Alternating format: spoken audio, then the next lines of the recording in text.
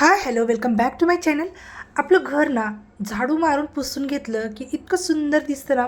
मग ते घर कसलंही असो, जुनं असो, नवीन असो किंवा खेड्यात असो, शहरात असो, कुठेही असो, त्या घराला झाडू मारलं आणि पुसून घेतलं की त्या घरा एवढं सुंदर घरच कुठलं वाटत नाही मला तर.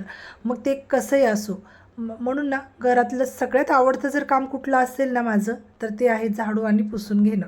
ते मला केलं ना खूप प्रसन्न वाटतं, खूप छान वाटतं. आधी घराला झाडू पोछा केल्याशिवाय मी दुसऱ्या कामांना सुरुवात करत नाही.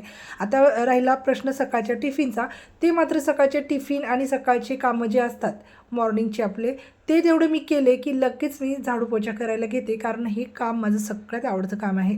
वाकून झाडू मारलं ना थोडंसं कमरेचा सुद्धा आपल्या छान असा व्यायाम होतो. आणि म्हणून ना झाडू शक्यतो थोडंसं वाकायचं, झुकायचं, एकदम पण असं वर व्हायचं नाही किंवा जास्त झुकायचं नाही.